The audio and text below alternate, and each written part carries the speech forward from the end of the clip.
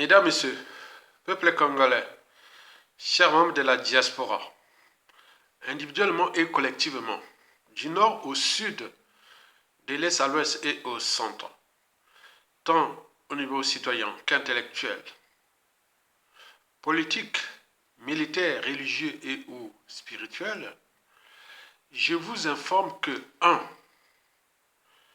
Celle ou celui qui est habilité à m'accompagner dans cette réflexion d'intérêt général doit savoir gérer soi-même son cerveau et avoir à l'esprit de la raison, de la liberté, de la dignité, de la conscience, de l'empathie, de l'éthique et de l'intérêt général. Donc, ceux et celles qui vont m'accompagner ici ont au moins un cerveau. 2.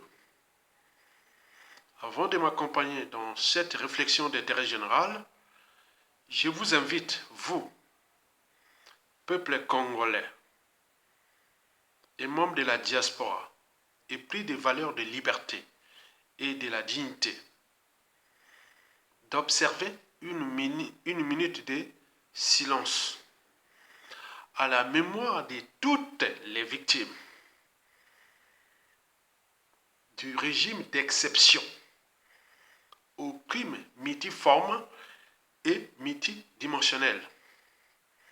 Depuis déjà 1977, depuis l'assassinat du commandant président Marien Ngouabi, paix à son âme, du cardinal Émile Biaïnda, paix à son âme, et du président Massamba Deba, paix à son âme, 3 destins brisés en une semaine par Denis Sassou Nguesso, qui est encore là. Il croit que les Congolais ont oublié, certainement pas. Observons alors cette minute de silence.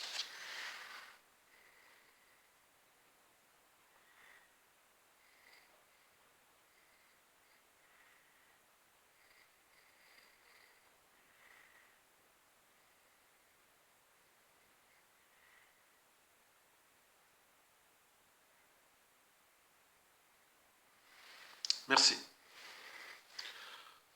3. Je vous informe que la mémoire collective et ou nationale, qu'elle soit bonne ou mauvaise, il faut la vitaliser. Il faut la vitaliser. C'est-à-dire la transmettre et la partager de façon ou de manière intergénérationnelle. Et pourquoi? C'est pour éviter 1. La récurrence des mêmes erreurs, des mêmes drames et des mêmes tragédies. Les amalgames, le négationnisme, la guerre des mémoires, la repentance, l'oubli. Ce n'est pas bon pour une nation et ou société. D'où l'intérêt d'informer cette mémoire. Que ça énerve certaines personnalités du pays ou certains individus, etc. Qu'est-ce que ça peut faire? Il faut la transmettre de manière intergénérationnelle. Et pourquoi? Parce que le futur, c'est tout justement le passé et le présent qu'on ignore. Et que la prestation qui sont, c'est dans le passé et le présent qu'on ignore. Vous le savez que l'histoire a tendance à se répéter. Que les mêmes causes créent toujours les mêmes effets. Que celui qui blesse ou tue peut oublier. Mais celui qui porte les cicatrices et ou le deuil n'oubliera jamais. Et que notre anthropologie n'est pas bonne. À chaque fois qu'on a un pouvoir, on a tendance à rendre justice soi-même. Historiquement, ça s'est passé dans toutes les sociétés et nations. Ce qu'on appelle la vengeance, la loi du karma. Vous savez que parmi les animaux qui ont la vengeance dans l'ADN et autres, nous, l'humain, on fait partie de ces 500 espèces animales qui ont la vengeance dans les gènes, dans l'éducation et tout compagnie. Nous sommes au top 1 de la vengeance. On dit que la vengeance, c'est un plat qui se mange froid. Ne faites jamais à autrui ce que vous ne souhaitez pas qu'on le fasse vous-même. C'est ce qu'on appelle la loi du karma. On ne sait pas là où ça va se sortir. La vengeance, c'est un plat qui se mange froid. Je vous l'ai dit que parmi les espèces animales étudiées, ceux qui ont la vengeance dans le sang, dans l'ADN, d'abord au top 1, c'est l'homme, l'humain. Regarde l'histoire des sociétés, traditions, cultures et civilisations. Au top 2 sur 5, c'est l'éléphant. Il faut faire attention. Quand il se venge, il déboulonne tout. Il faut faire attention. Parce que la mémoire de l'éléphant, elle est très, très longue. Après, arrive au troisième, top 3. Ce sont ce qu'on appelle les buffles. Les buffles, oh là là là là, ils ont l'esprit de vengeance. Après l'homme, l'éléphant, c'est le buffle. Troisième, ce sont les qu'on appelle les chimpanzés. Il faut faire attention. Il faut faire attention aux chimpanzés. C'est très dangereux. Et après, au top 5, c'est le reste, on peut les classer sur les 500 espèces. Étudier de la vengeance. Donc, nous faisons partie du top 1 et autres. C'est pour cela qu'il faut faire attention. Lorsqu'on a un pouvoir, il faut toujours faire attention. Pourquoi? Parce que l'État est tellement froid. Parce qu'on regarde ce qui précède. Ben oui, on ne sait pas là où ça va sortir. Demain, qui sera à la tête, qui sera président de la République. Quelle est sa psychanalyse, son vécu et tout compagnie. Et ça ressort. Et là, quand il y aura les gouvernements, les administrations censées dans les services secrets, le ministère intérieur, les affaires étrangères et tout compagnie. Et vous allez voir, ah, tiens, ça commence. Il a apporté la mort aux autres, mais pourquoi pas les autres aussi apporter la mort à eux? Il a emprisonné les autres, mais pourquoi pas les autres aussi les emprisonner? Personne n'a le monopole. Il a déclassé socio-professionnellement les autres, mais pourquoi pas les autres? Il a forcé à l'exil, les uns et les autres. Parfois, son passeport n'y vivant. Ils ont tout compliqué. Mais pourquoi pas les autres compliqués, eux aussi? Donc, il faut toujours mettre ça à l'esprit. Que lorsqu'on est humain, il faut avoir à l'esprit que la vengeance nous entoure. La vengeance nous entoure. C'est pour cela qu'il faut chercher à chaque fois chercher à dissiper cette énergie potentielle de vengeance, de règlement de compte, de pompe qui nous entoure.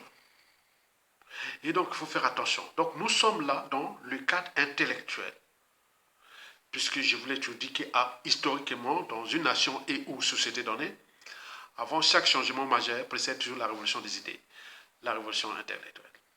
Et donc, nous allons nourrir les débats intellectuels dans 2 jours du 8e anniversaire de l'incarcération injuste du général Jean-Marie Michel Moukoko. Mesdames et messieurs, peuple congolais, chers membres de la diaspora, je vous rappelle que la mémoire, qu'elle soit bonne ou mauvaise, il faut la vitaliser, il faut la vivre. Ce sont les historiens, les géographes, les scientifiques, les politologues, tout. Il faut raviver pour qu'on sait, ah, c'est passé comme ça, ah, d'accord. Il faut ça, des journées de mémoire, plein de choses comme ça. Mais si vous restez dans l'ignorance, vous le savez quelle est la pire des souffrances. Et ce qui libère, c'est le savoir et la connaissance. Et donc, vous êtes au bon endroit où se trouve l'une des matières grises du pays, à l'apogée de la fin du plus grand dictateur criminel de tous les temps que notre pays n'ait jamais connu depuis les pseudo-indépendants jusqu'à nos jours. Donc la mémoire, il faut la vitaliser parce que nous sommes dans des problématiques, des situations et des enjeux complexes où tout peut aller dans le bon comme le mauvais sens. D'où l'intérêt de la transmission et autres. Donc, ce que je fais ici, vous devez m'accompagner d'un point de vue intellectuel, citoyen et politique. Et c'est pour cela que je vais y traiter aujourd'hui le cas Jean-Marie Michel Mokoko. Déjà 8 ans en prison pour rien. Depuis le 16 juin 2016. 8 ans. Tu te présentes à une élection et tu chopes 8 ans. Tu gagnes l'élection.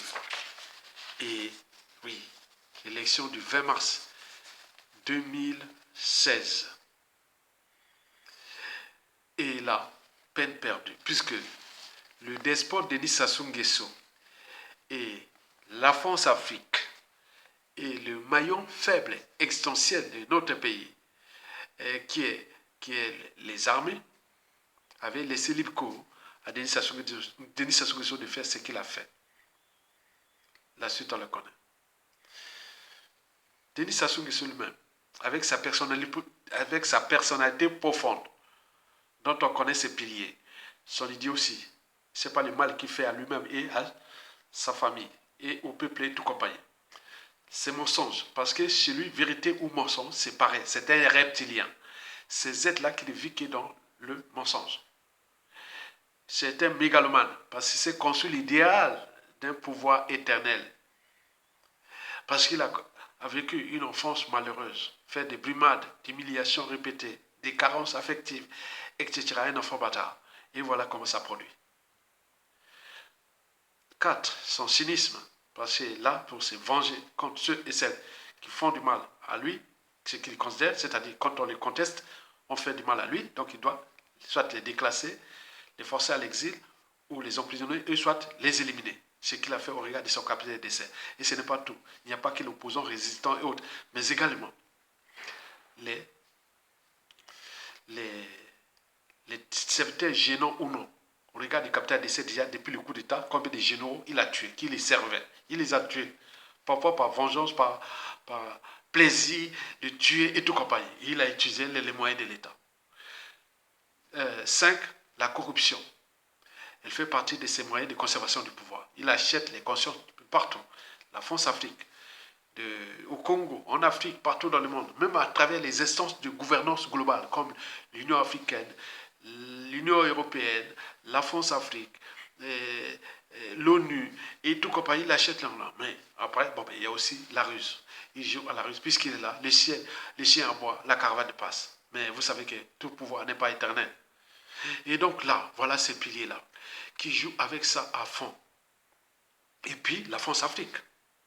Parce qu'il est la pièce maîtresse de la France-Afrique. Parce que sans elle, Sassou ne sera pas là. Vous le savez très bien. Et enfin, le maillon faible, qui sont les armées, qui n'ont même pas respecté les fondamentaux des armées dans une nation ou société donnée, dans la protection des institutions, du territoire, et du peuple et tout compagnie. Mais là, rien du tout. Quel repère historique ces armées vont-elles laisser pour les générations actuelles et futures, parce qu'elles n'ont pas pris les responsabilités depuis. Sinon, ça se saurait. Mesdames, Messieurs, peuple congolais, depuis 2016, Mokoko coupé en prison. Et nous avons tous constaté que, mais c'est comment? On est tous devenus impuissants, inertes à Sassou Nguesso. Non, alors que Sassou c'est un lâche, un mouton qui est là, mais qui a les carapaces de lion parce qu'il a les moyens de l'État, dont il exerce les pressions sur tout le monde, la population, opposants et tout compagnie. Mais après lui, combien d'autres tirant comme lui? Donc c'est tous les questionnements.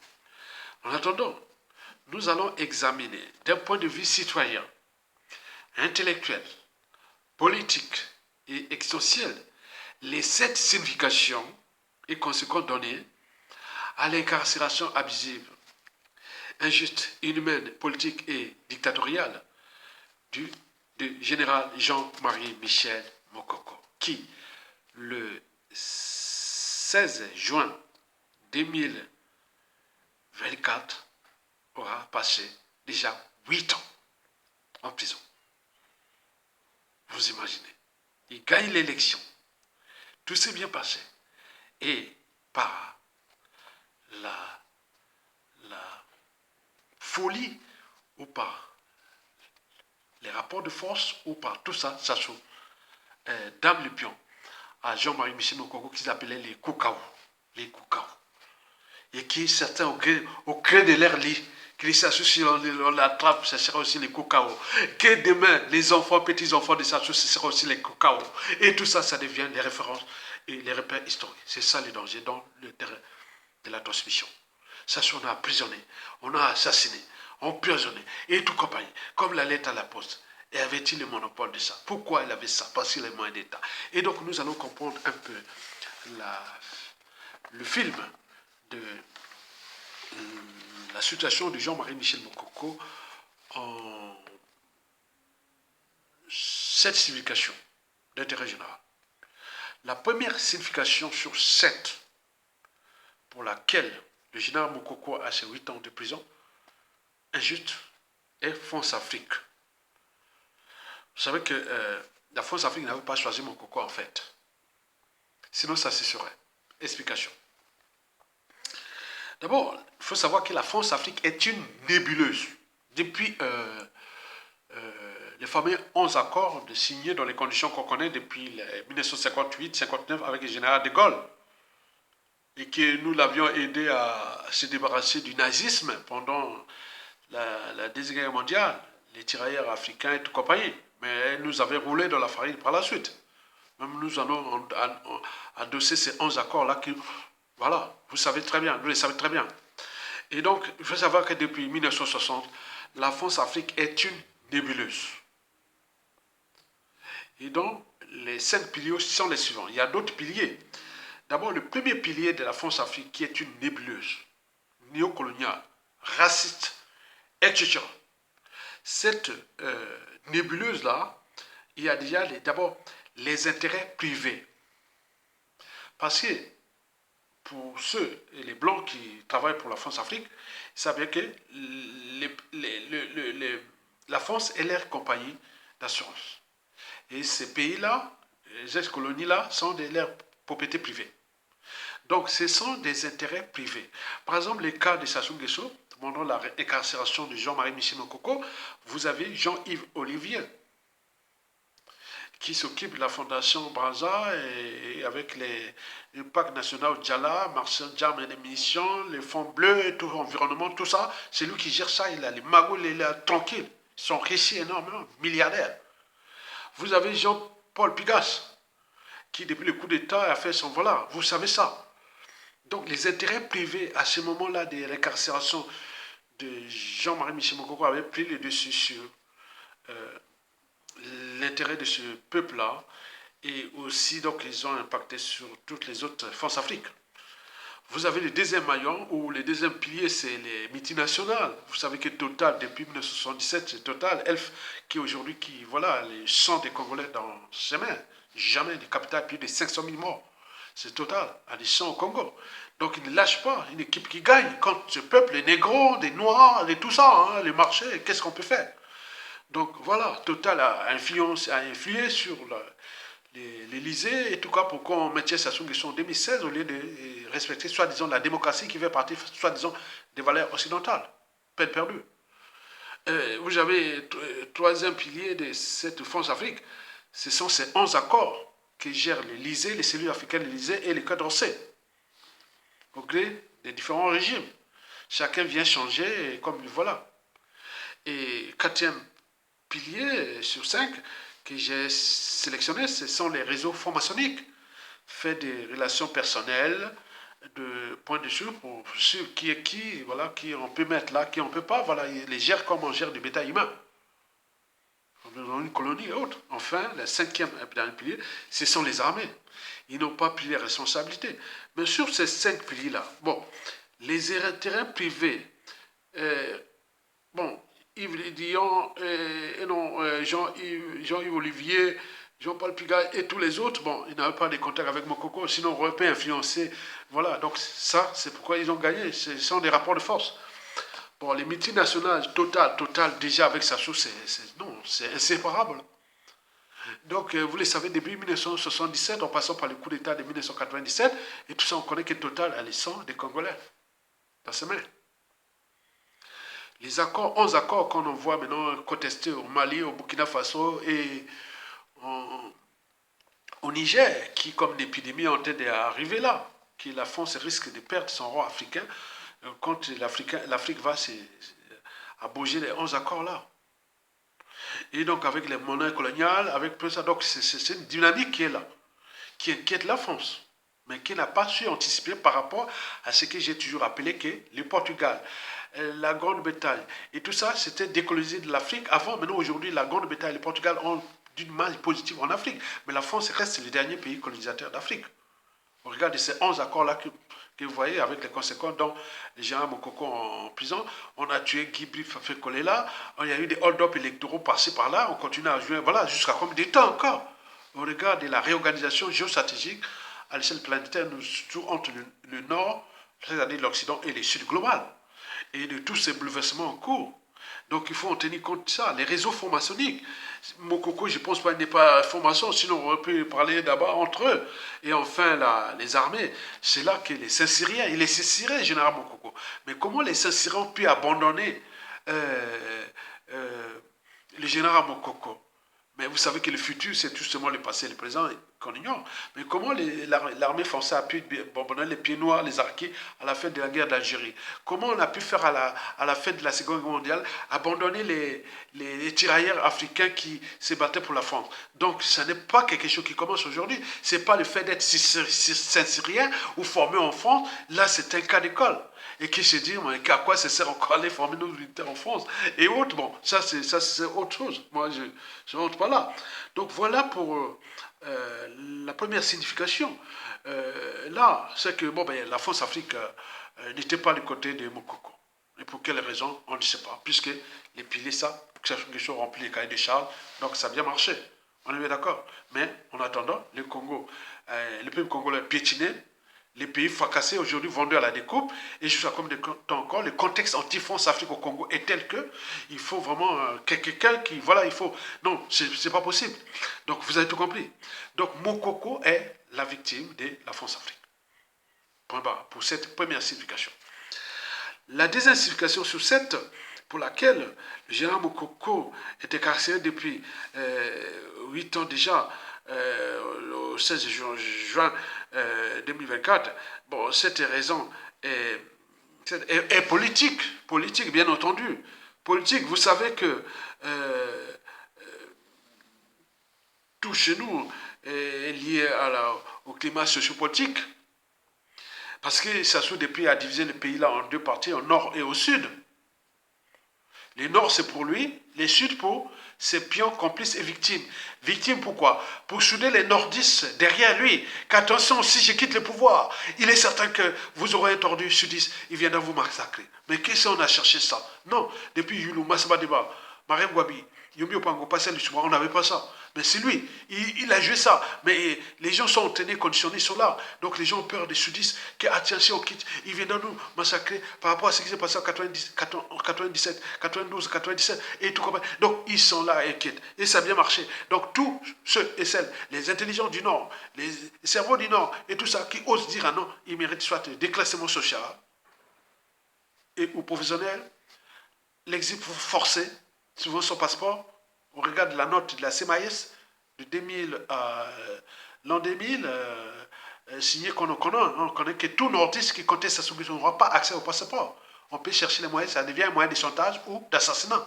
Et beaucoup des nordistes qui contestent sa soumission pour aller récupérer leur passeport, plutôt ce sont des Congolais des souches, et qui d'autres se préparent aussi pour l'injustice après. Quant aux sudistes, on l'a dit non, il ne faut pas aussi les donner. Voilà. Donc, cette géopolitique-là a joué beaucoup. Et nous avons 5 mots-clés et qui hantent les esprits. Le premier mot-clé, nordiste. Deuxième mot-clé, sudiste. Troisième mot-clé, la cuvette. Et puis les opportunistes, quatrième mot-clé. Et cinquième mot-clé, les intérêts privés au-dessus des convictions et de l'intérêt général. Explication.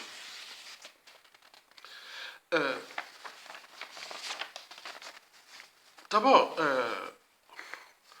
au sommet de la francophonie en 2014, c'est ça? Bon, d'un point de vue politique, bon, Sassou avait déjà reçu Christus de président François Hollande.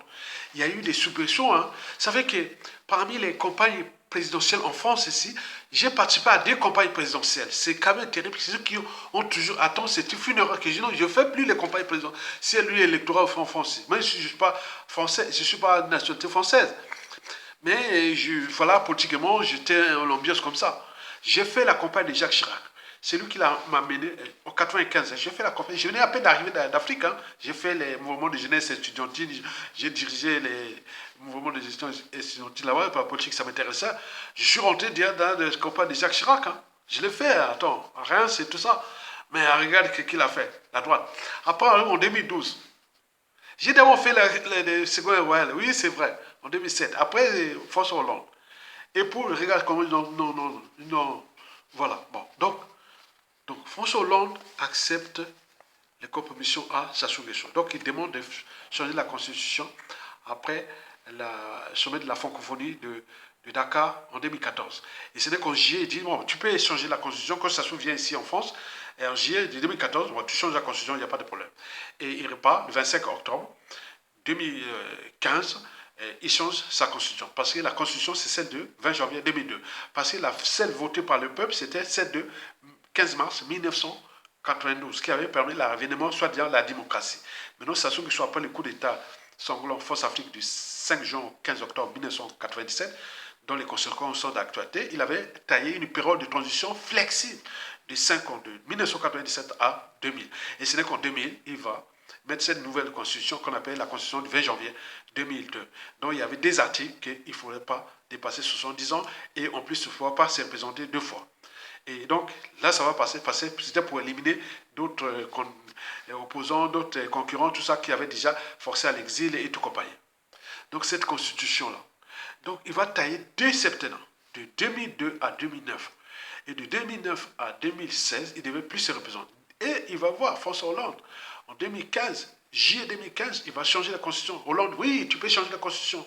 Il n'y a pas de problème. Donc il revient le référendum du 25 octobre 2015, dont la population avait manifesté, tout compagnie, 95% d'abstention et tout ça. Tout est dans mes vidéos ici, hein. Vous pouvez les voir dans les vidéos, hein, tout est là. Hein.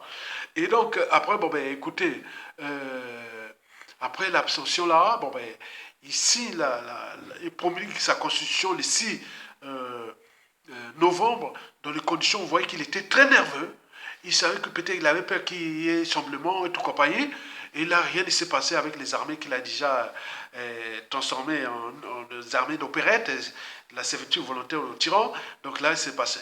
Et donc là, le 6 novembre, il promulgue sa constitution, qui est celle-là, qui est la plus antisociale et criminogène existante au monde. Et donc là, en décembre, exactement en mi-décembre 2015, il dit qu'il y aura les présidentielles de mars 2016, c'est-à-dire le 20 mars 2016. Au passage, il emprisonne un opposant du Sud qui pourra peut-être plus regrouper beaucoup de mouvements. Paulin Makaya, déjà en décembre, il emprisonne, il l'envoie en prison pour 2 ans.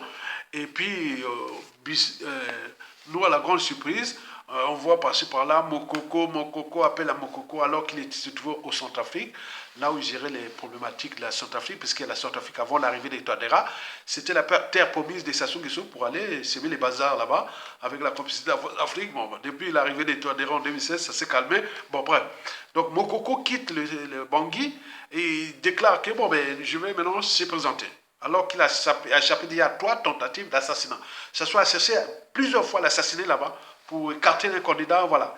Mais il est passé tous les mois de filer, Mokoko là, vraiment stratégique, avec sa suite, il connaît. Et puis, le 9 octobre, 9 février 2016, il descend à Brazzaville, venant de Bangui, le soir là, voiture caillassée, le chauffeur, le sang coule et tout ça. Et bon, le chauffeur de Mokoko est mort depuis, hein. On a caillassé la voiture de Mokoko, elle arrive les Bangui là pour se présenter aux élections dans les conditions là, voilà, vous imaginez. Et donc, c'est passé. Et par miracle, le Conseil constitutionnel valide son... Non, donc, on va faire campagne, ils vont faire campagne, tout. Et jusqu'au 20 mars, il y a eu la dynamique, tout le monde derrière, tout ça. Et puis, arrivé le 4 avril, proclamation des résultats. Au soir à minuit, où un originaire de la tribu de Mokoko, Henri Bouka, conseil, commission de tout ça. Donc ça souvent les fiancés la nuit, que tu veux voir, que tu veux voir. Donc il va proclamer les résultats en pleurant. Et non, non, que si tu fais pas, on va te tuer, hein, on va te tuer, on va te tuer. Henri Bouka, voilà, pas de soutien, des armées ne sont pas là, voilà. Donc, il proclame ça. Et donc c'est là où a commencé le calvaire de Jean-Marie Michel Mokoko. D'abord, en restant surveillé à partir du 6 avril 2016, on va faire la diversion, aller pour mettre les terroristes d'État dans le pool, pour attirer les... Voilà. Donc un certain Tommy, on va faire plein de trucs comme ça. Et Mokoko, déjà en restant surveillé, il y a eu Jean-Yves Olivier, le marchand d'armes et des missions de Sassou, il va dire à Mokoko, tu dois accepter. Si tu acceptes, tu vas en prison. L'ambassadeur de France au Congo-Brazzaville, M. Vidon, pareil, si tu n'acceptes pas, tu vas en prison. Et ce fut fait. Et donc, on va passer, il va être d'abord assiégé, sans médicaments, sans nourriture et autres pendant 2 mois. Et après, arrive, le gars peut avoir faim. Hein. La maman crève, elle avait 93 ans à l'époque. Après, la maman mourut 3 ans après l'incarcération de son fils. C'est unique, Jean-Marie Michel Mokoko. Et donc, il va, voilà, le 16 juin 2016, Mokoko incarcéré. Et il n'y a pas de mouvement au niveau des armées et au niveau des systèmes. Mais au niveau du Sassou-Lande, et tout ça, c'est la fête au village. Eh bien oui. Et c'est ça. Je ne sais pas qu'ils sont en train de préparer le futur. Que le futur, c'est justement le passé et le présent qu'on ignore. Et donc, ils vont faire la fête au village et Mokoko va passer là. Donc, d'un point de vue politique, bon, on s'est dit que bon, Mokoko, quelque part, a manqué du tchatch. Mais comment du tchatch? Tout est parti vite. On arrive là, on proclame les décembre. Mokoko à l'étranger. Il n'a pas construit la Chine politique. On est dans une dictature. Comment aller former les alliances? Bon, s'il y avait des hommes et femmes de conviction, s'il n'y avait pas de conflits d'intérêts, les intérêts particuliers et partisans, la géopolitique et autres, tout ce monde, on savait que la dynamique Mokoko était là. Toute cette opposition et les militaires allaient vraiment être derrière Mokoko. Mais non, il n'y a que le peuple. Mais tous les autres là, encore des conflits d'intérêts, les intérêts particuliers et partisans, l'opportunisme et autres, tout le monde doutait. Est-ce qu'il va passer avec Sassou et la France Afrique ensemble? Est-ce qu'il peut passer? Parce qu'il a... voilà, donc ils ont douté. Et Sassou est rentré dans la brèche et il a emprisonné Mokoko. Et depuis là, avec toutes les tentatives d'assassinat et beaucoup d'autres. Donc, d'un point de vue politique, donc il y a eu plus de conflits d'intérêts, des intérêts particuliers et partisans et tout compagnie qui a tout chamblé, que Mokoko n'a pas pu se défendre ou avoir une couverture politique pour pouvoir gagner contre Sassou Nguesso, puisque la dynamique population était déjà là, mais il restait seulement les intellectuels, les politiciens, les militaires et tout compagnie pour aller dans la dynamique pour livrer le peuple congolais, et ce qui ne fut pas fait. Et donc voilà les conséquences aujourd'hui. Et donc ça c'est très important. Au niveau politique, nous avons tout raté. Ça, c'est pas Mokoko, c'est pas le peuple, c'est l'oligarchie politico-intellectuelle et tout compagnie qui a tout foutu, et même militaire. Sinon, voilà, c'est nous qui doivent, voilà, donc vous comprenez ça. La troisième signification sur 7, pour laquelle Mokoko a déjà 8 ans de prison, est militaire, bien entendu. On regarde ce qui précède.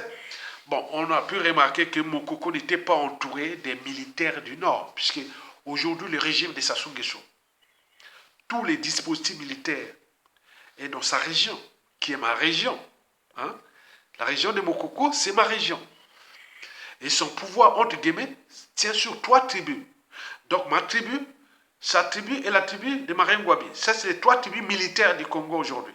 Ma tribu, la tribu de Mokoko, et la tribu du président Yombi Opango et de Marien Ngouabi. Et puis sa tribu de Sassou Nguesso, les 3 tribus là, qui où c'est quoi? Mais en réalité, ce n'est qu'une apparence.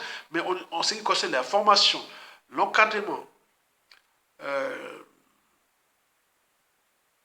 le commandement, le haut commandement, même le renseignement militaire, tout est concentré autour du clan Mboshi. C'est les tribus là, ils sont que là figuratifs, mais il reste c'est lui. Donc voilà, donc c'est bien avec les de la France Afrique, puis on protège un pion. Et donc, vous imaginez. Donc, au niveau militaire, il y a manqué des tchatchs.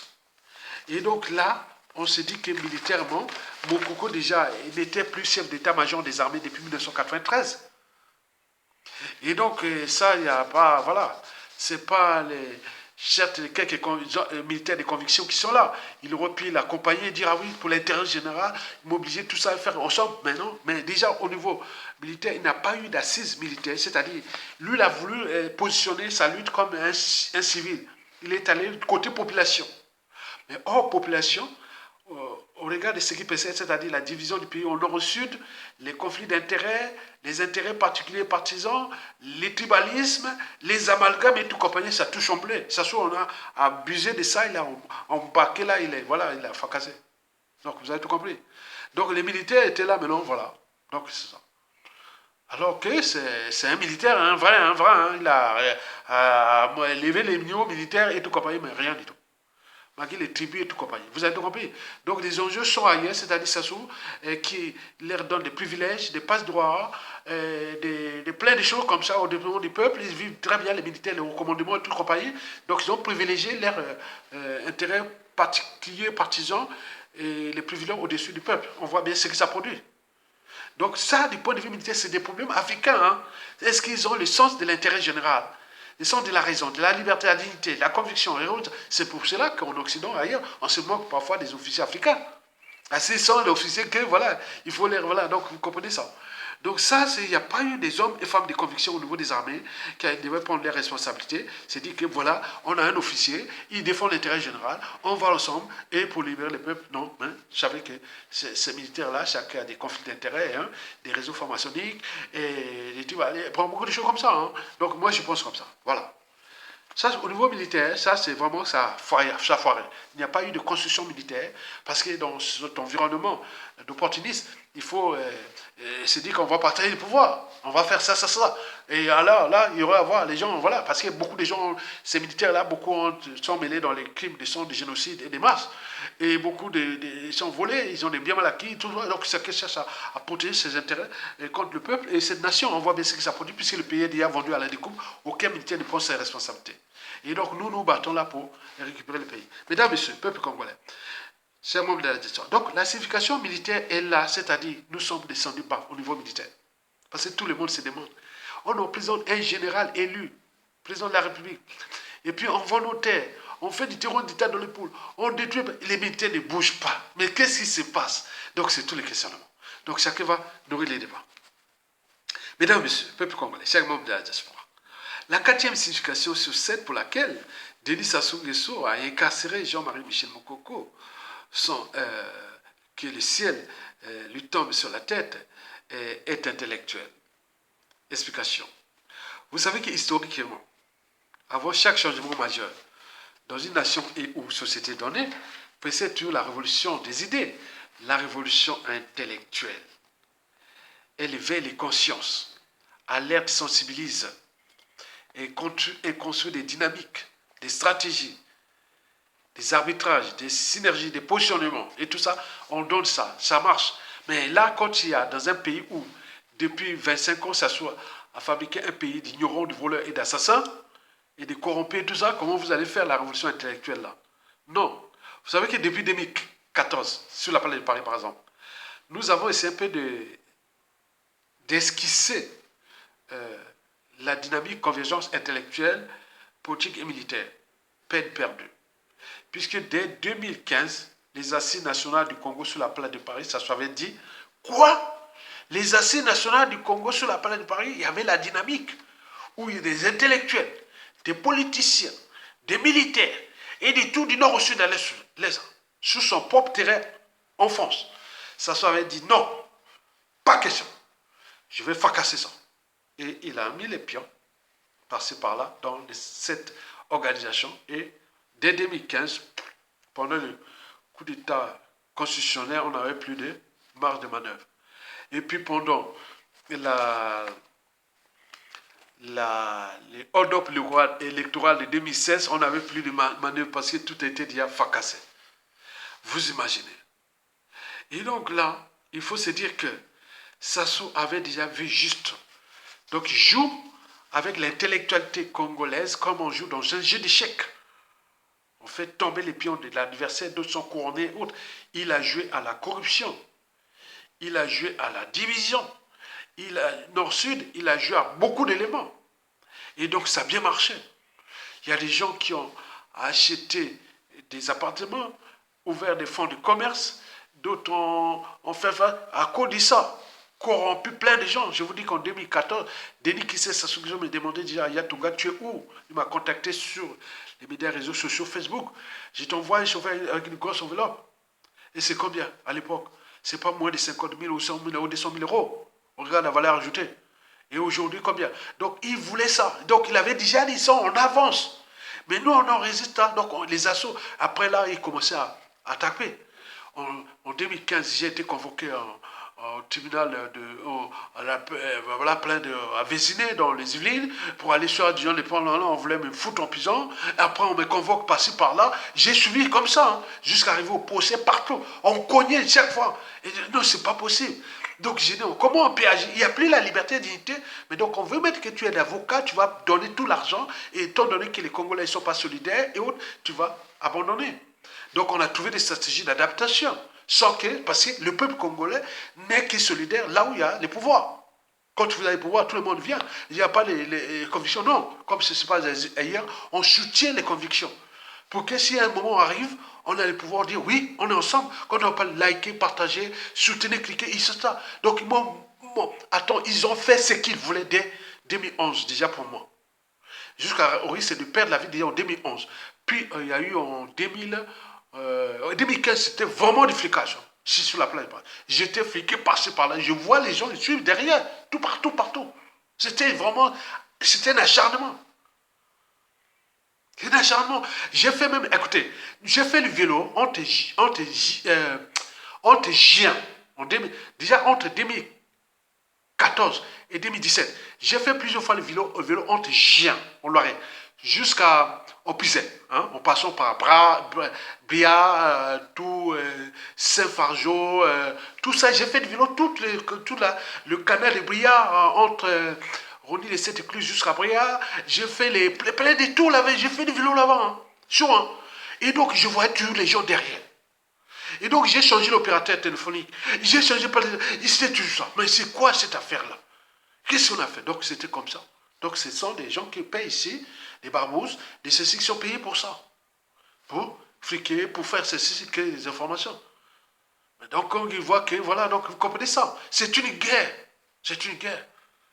Et donc, d'un point de vue intellectuel, nous étions là. Et au moment où c'est tout, parfois, certains compatriotes qui n'ont même pas des assises autres, plus proches, ils t'appellent par-ci, par-là pour voir là où tu te trouves. C'était comme ça. Je dis non, mais c'est quoi? Pourquoi il m'appelle là? Il ne m'a jamais appelé. Oh non, on veut voir là, on t'a pas vu sur Facebook depuis une semaine. Il y a pas. Mais pourquoi tu t'inquiètes? Est-ce que c'est toi qui. Attends, j'ai pas le droit de bouger, voilà. C'est quoi cette affaire? Et donc, je l'ai parlé comme ça à ces gens-là. Donc, c'était vraiment qu'ils travaillent là, beaucoup dans la diaspora. Donc, il y a trop de conflits d'intérêts. Et donc, vous imaginez. Donc, d'un point de vue intellectuel, nous avions manqué ça sur la place de Paris. Au départ, c'est la division nord-sud. Et moi, d'un point de vue, voilà, j'ai une histoire de politique au pays, hein, depuis la fac. Hein.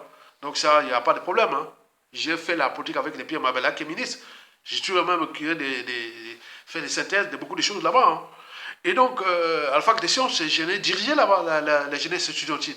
Donc, je suis calé politiquement là-bas. Déjà, durant tout mon parcours scolaire, j'étais toujours chef de classe.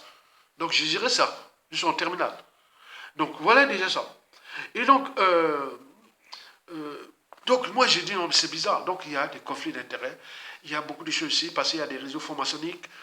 Il y a des réseaux proprement. Donc, chacun joue son truc. Donc, la diasporie, qu'on en parle, diasporie, parce que ça existait depuis Yulo, Massamba Deba, Maré Wabi, Yobio Pango, Pascal Souba, puisqu'il y a des gens qui ont que des pouvoirs et tout ça, ils jouent là. Mais tu vois, déjà, c'est compliqué, hein, cette histoire-là de combat contre Sassou Nguesso, surtout sur la plage de Paris, là où c'est son terrain de jeu. Tant que la France ne lâche pas Sassou, nous, on est en danger ici. Malheureusement, heureusement qu'il y a la démocratie, il y a beaucoup de choses, mais ils ont peiné, ils ont mis les problèmes de passeport, ils ont intervenu au niveau des administrations, ils ont fait beaucoup de choses, hein. Ça c'est sûr et certain. Les gens, il y a des choses qu'on ne peut pas vous dire, parce que pour ne pas les effrayer, parce que demain, ça va se retourner contre eux. Donc on le sait très bien. Donc d'un point de vue intellectuel, nous n'avions pas eu de convergence intellectuelle et citoyenne pour mettre les pressions sur la France-Afrique pour qu'il lâche Sassou Nguesso et ou pour que Sassou ait peur déjà là-bas. Et voilà. Tu as tout compris? Très bien. Et donc, au niveau, ça c'est pour la quatrième signification. Maintenant, la cinquième signification sur 7, c'est tout justement ce que je définis comme anthropologique. Ben oui, anthropologique, parce que notre part d'humanité, ben oui, qu'est-ce que c'est la raison? Qu'est-ce que c'est la liberté, la dignité? Qu'est-ce que c'est le courage? On en manque de ça. C'est ça le problème. Nous avions ça. Les émotions, l'appartenance au-dessus de l'intérêt général et autres. On peut les rappeler tout ça. D'abord, j'étais votre des tribus, de tout ça. Mettez-nous d'abord, ça se dégage, on le fait. Mais chaque fois qu'on venait sur les amalgames, je vais suivre ça 2010, 2011. Regardez bien les vidéos des années là. J'ai chuté sur tous mes comptes Facebook. J'en ai enlevé plein de comptes. Déjà, je vous dis que, bon, bon, premier que j'ai, bon, je commence par quoi? Internet. Internet, je commence quoi? D'abord un mail. Les mails, je l'ai fait dans les années 2000. Bon, après arrive Facebook. Facebook, je m'inscris en 2006. Un an après la création de Facebook. J'arrive là, Facebook, il n'y a pas eu souvent des soucis. Mais il y a eu des soucis que les gens venaient m'insulter, que au départ, 2010, 2011, j'avais 3000 abonnés à Facebook. Par colère, j'ai raté tout, j'ai raclé tout ça. Les amis Facebook, là, il me reste 200. Hein. Il y avait 4000 en 2010. Hein. 4000, voilà, des choses comme ça, 3900, voilà, passer vers un quota comme ça. Et donc là, on est à que des 100. Moi, je fais que des gens qui sont avec moi, que je comprends, voilà. Et d'autres sont en train de supprimer, je sais pas les nombres qui me... Twitter, je m'inscris à Twitter en 2008. Et en 2010, j'avais 5800 abonnés sur Twitter en 2010, alors que j'étais inscrit en 2008. Et Twitter va me bloquer. Je ne sais pas pourquoi. Parce que je publie des trucs contre Sassou Nguesso. Et chaque fois, il alertait, intervenait. J'ai dit, mais il y a un problème. Donc, il va me bloquer depuis 2014, et depuis 2010. Pendant 4 ans, j'ai dit, bon, je zappe Twitter. Voilà, tant pis. Bon, je reviens, il m'envoie un message en 2014 que bon, ben, tu peux maintenant, voilà, ton compte. Je recommence à zéro, donc j'ai un sans esprit.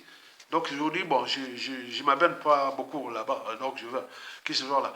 Donc vous voyez qu'il y a des pressions, ça soit mis les moyens dans la pression orthopologique. Et donc sur le point orthopologique, nous avions ce qu'on ne connaît pas les champs d'intérêt général. Il faut que c'est toujours dans le fait accompli. On n'est pas dans l'anticipation. On ne sait pas cerner, protéger et tous les meilleurs esprits, les meilleurs talents, les meilleurs, tout ça de l'esprit. Non, non. Vous savez, toujours ça, quand on parle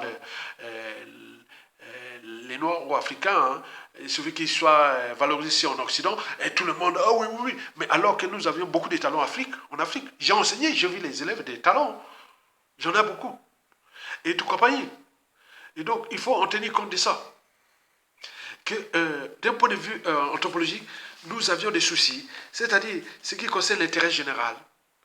Et les ça. Donc, on est par... il y a quelque chose qui va... C'est-à-dire, même, voyez mon compte là.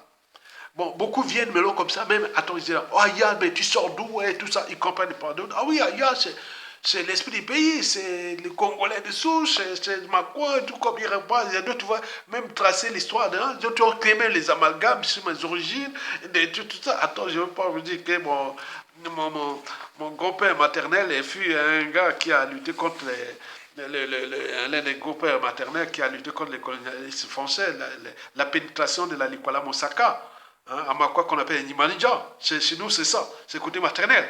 Et donc, c'est connu là-bas. Les histoires, les tombes, tu sors dans les forêts, tout ça, depuis la nuit des temps. Ils viennent dire, oh, tu es congolais, tu sors de là.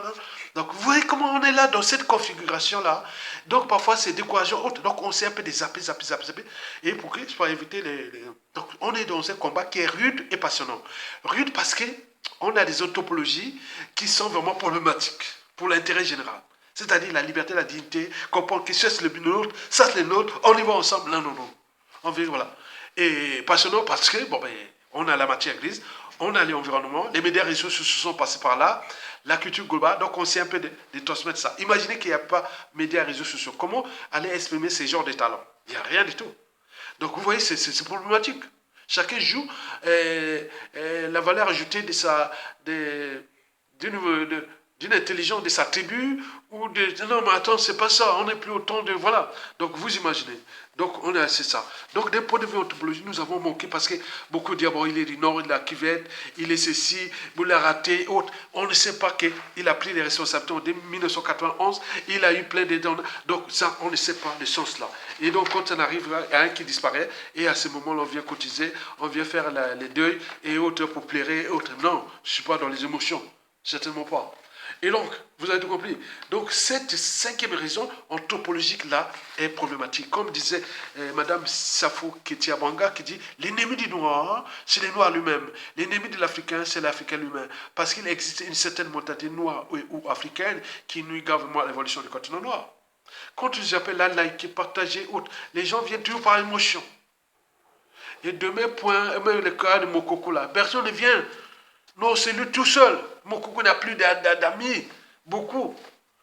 Mais là, c'est sûr, elle sort là et pouvoir et autres ils vont sortir comme ça.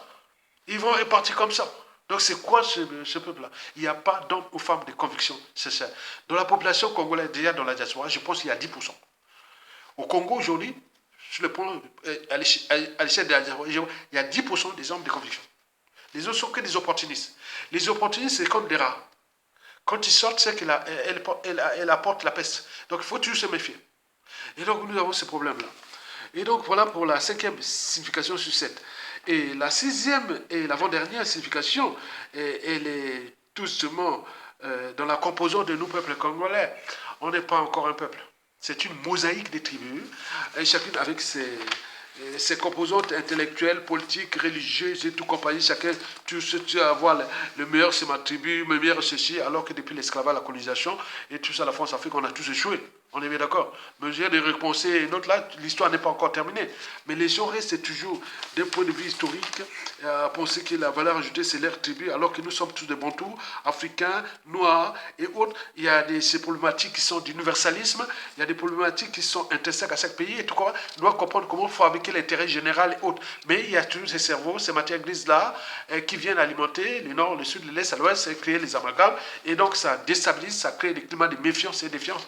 Vous savez que dans les relations sociales ou les relations humaines, quelles qu'elles soient, il y a 3 mots-clés, confiance, méfiance, défiance. La confiance se décrète, ne se décrète pas.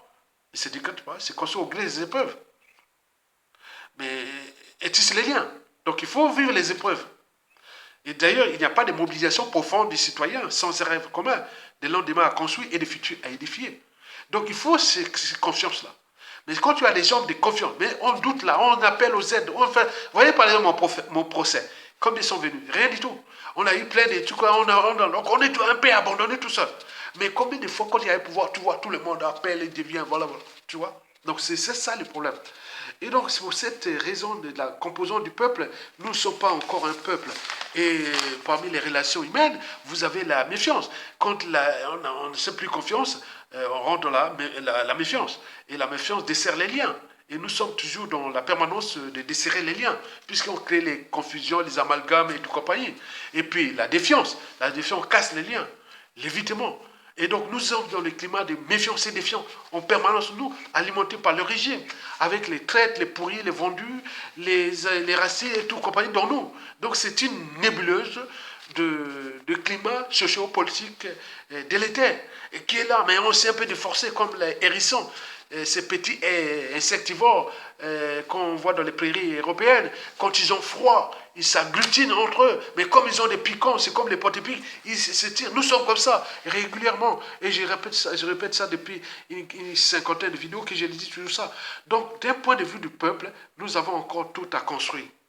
Et cette génération des médias et réseaux sociaux doit accompagner les cerveaux qui ont l'esprit pour transmettre, pour que chacun de nous puisse comprendre que un peuple, quand on dit l'esprit peuple, c'est pas quelque chose qui est, voilà, non, il faut qu'il y ait des crises, il faut qu'il y ait des épreuves, il faut qu'il y ait ça. Ce que nous vivons là, c'est bien. Donc si nous sommes capables, au niveau citoyen, politique, militaire, à s'entendre, on peut construire des dynamiques de peuple et ça crée d'autres valeurs ajoutées, surtout au niveau de la population, au niveau des influenceurs, hommes et femmes de conviction, qui pourront être des hommes et femmes politiques de demain. Donc on construit demain aujourd'hui. On est d'accord? Très bien. Et donc, pour ça, il faut en tenir compte de ça. Je vais aller très vite parce que la vidéo va que ça soit long, parce que certains viennent alimenter. Il est trop long, alors qu'on donne les réflexions pour l'intérêt général. Voilà, donc vous comprenez ça. Donc, tout au niveau peuple, ce sont des rapports de force entre les tribus majoritaires, minoritaires, ou les conflits d'intérêts, tout ça qui chamboule tout. On n'a pas encore le socle de peuple. Donc nous construisons le socle de peuple qui est dans cette dynamique-là et qui va aller jusqu'à aboutir l'esprit congolais. Et qu'ici, ça se tombe, nous devons le construire. Au niveau de l'éducation, au niveau de la citoyenneté, au niveau des armées, au niveau de toutes les instances du pays, que nous avions déjà des idées, des atouts, ils sont énormes. Et pour construire une dynamique de l'esprit congolais. Mesdames, Messieurs, peuple congolais, chers membres de la diaspora, la 10e et la dernière signification pour laquelle Mokoko est en prison sans qu'on puisse... Voilà, elle est existentielle. Peut-être que du point de vue existentiel, ça s'ouvre, hein, les existentialistes, c'est la vie et la mort. Vous savez que le mal existe, le bien existe, le destin existe, la loi du karma, tout ça existe. Peut-être que, bon, ben, d'un point de vue existentiel, Sassou a été envoyé, soit par Satan le diable, pour tuer Marine Ngouabi, Machamba Deba, Cardinal Biyenda, emprisonner Mokoko, tuer Guy Kolela et tout compagnie. On l'avait peut-être envoyé d'un point de vue du destin. Que non, demain, tu vas dans ce pays, tu vas tuer ce peuple congolais-là, tu vas chercher à poser les procès chez Ayatongala en France, tu vas chercher à les éliminer, tu vas tuer Guy Kolela, tu vas regarder son capitaine de ça. Peut-être si ça s'ouvre les choses, il faut avoir un peu de point de vue métaphysique aussi. C'est dire, oui, peut-être qu'il était envoyé là, ça s'ouvre, que tu vas tuer des Congolais. Il faut les dire la vérité, puisque depuis 1977, même depuis 1970, même de 72, 73, il est là, il tue. Et personne ne bouge.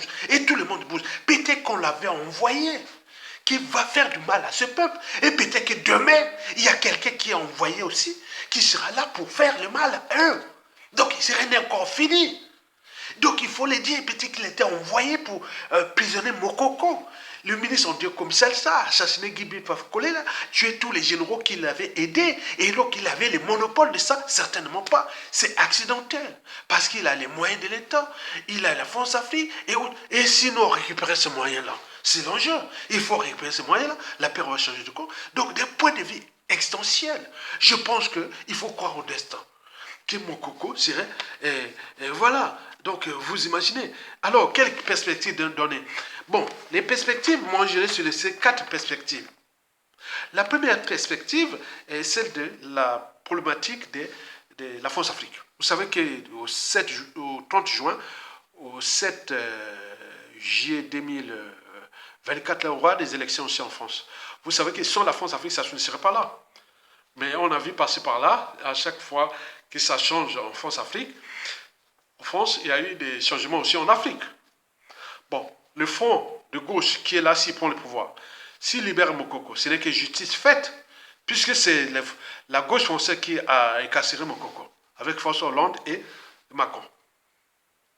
Et si le Front national ou le Rassemblement national prend le pouvoir, libère Mokoko, ce n'est que confirmation de leur esprit, puisque depuis l'incarcération de Jean-Marie Michel Mokoko, en 2017, pendant les présidentielles, là, Marine Le Pen avait dit, si je prends le pouvoir, Mokoko sera libre, je vais les libérer.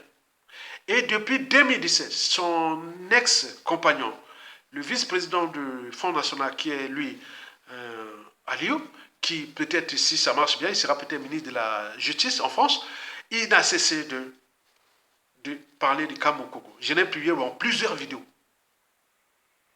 Lui, Aliou. Toujours libérer Mokoko, c'est la voix de Mokoko. On n'a jamais. C'est plus que les Congolais, plus l'Africain, plus que l'autre. Donc, dans cette alternative des on ne sait pas ce qui va se passer.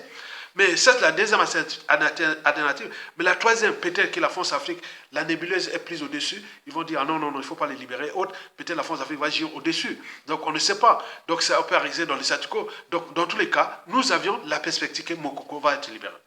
Au moment que tout va se chambrer. Parce que c'est François Hollande et Macron, les socialistes qui avaient taillé les Congos. Et ça, c'est rentré dans la dynamique des Congolais de tout temps. Depuis, voilà. Maintenant, quatrième alternative, maintenant là, on ne sait pas ce qui peut arriver.